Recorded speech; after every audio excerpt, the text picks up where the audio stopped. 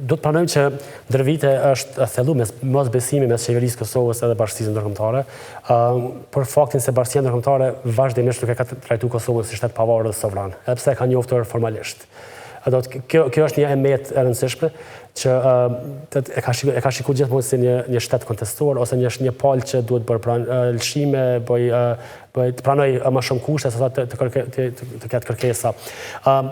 Në rrethonat aktuale do të Kosova është në pozicion të vështirë, sepse po të vazhdoj refuzimin e të tjeshëm, do të BE-ja, qoftë edhe SHBA nuk janë të interesuar që të kalojnë këto masat kufizuese ose veprime të tjera, e kanë largu Kosovën si prioritet edhe nuk e trajtojnë si barabartë.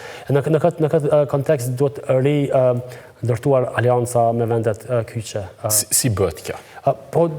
Si bëhet kjo duke mos e te kaluar vetën dhe pozicionin që ke tani, për shembull refuzimin e asociacionit? Ajo është një nyje e panevojshme që bashkësia ndërkombëtare do të padrejtësisht Kosovës e ka marrë si temë dhe ka bllokuar procesin. Por është reale. Është reale, po është edhe nuk mund ta injorojmë si tillë, po duket që Kosova është duke vepruar në atë që mund të bëjë vetë, të zgjerojë sovranitetin e vet në veri edhe të konsolidohet sa mundet. Edhe pse ky ngërgje politik është në farë një test i ri për shtetësinë e Kosovës. Diplomacia është libër i hapur, edhe nëse je proaktiv, kreativ, mund të krijosh alianca të reja. Kosova duhet të ketë prioritet thyrjen e unitetit BE-s ndaj Kosovës. Se uniteti i BE-s ndaj Kosovës nuk është për njohjen e kolektive të Kosovës, por është për të vënë kushte Kosovës, për të qenë unik në raport me kushtëzimet ndaj Kosovës, sesa për t'ja lehtësuar rrugën drejt antarësimit. Kështu që është edhe detyrë e shtëpisë e BE-s që të ndryshojë paradigmën ndaj Kosovës, që mos ta qetë njohjen ta zëvon fund të dialogut, por ta qetë fillim edhe ta trajtojë Kosovën si shtet barabartë. E kemi vrejtë që marrëdhëniet personale mes liderëve luajnë rol të rëndësishëm, kështu që diplomacia kosovare po edhe leadershipi kosovar duhet të ndërtojë raporte personale me liderët evropian. Nuk po them të shkojnë në rrugtimin e Edi Ramës, por një diplomaci e tillë kreative tregon që mund të kalosh këto bllokadat institucionale ose birokratike të vendeve.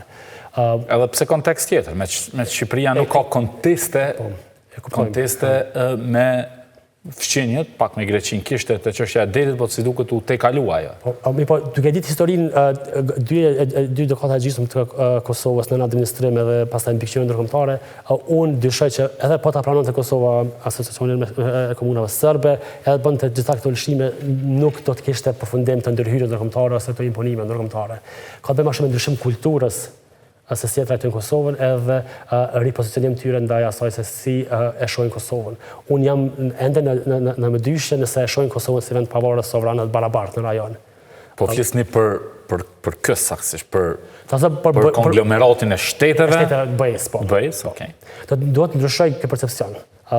Se unë kam dyshime që edhe nëse Kosova i bën këto lëshime. Dikush do ju thoshte zoti Visoka, Gjermania, Franca, Italia, Polonia, po i përmend vetëm vendet shtu më të mëdha e kanë njohur Kosovën. Pse e kanë këtë perceptim pra? Njohja është një akt, po pastaj sjellja ose pranimi i Kosovës si shtet i barabartë është tjetër. Edhe prandaj shpesh mund të kemi percepcion gabuar nëse e barazojmë njohjen me trajtim barabartë. Do të bëjmë me një trajtim jo të barabartë Kosovës, do të bëjmë me një kulturë të imponimit që mendoj që ka origjinën tek rrugtimi i pavarësimit të Kosovës.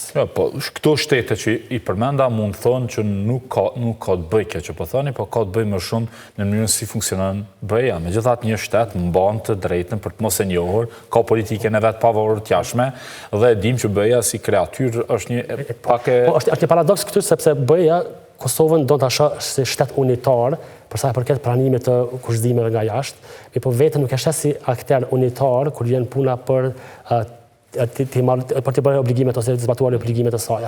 Kjo është një paradoks, sepse shpesh pastaj thirret në këtë koncentracionin e shteteve anëtarëve, pra me masat kufizuese aktualisht. Kur janë imponu ka kriju unitet, po tash për tërheqjen e tyre ka jo unitet. Edhe e alen fajin shtetet anëtare ose strukturave tjera. Po tek rasti i Kosovës, ta them tek asociacioni, Kosova nuk ka qenë aktor unik, sepse qeveria ka pasur qendrë ndryshe, opozita ndryshe, edhe shoqëria civile ndryshe ose gjykata ka pasur ndryshe.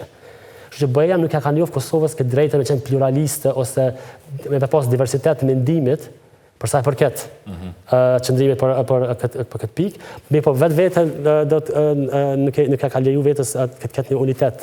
Kështu që kemi një konflikt të perceptimi këtë, që kur vjen puna për të dhënë Kosovës obligime, e shohin si unitare, por kur vjen puna për të marrë përgjegjësi BE-ja vetë, nuk e shohin vetën si unitare.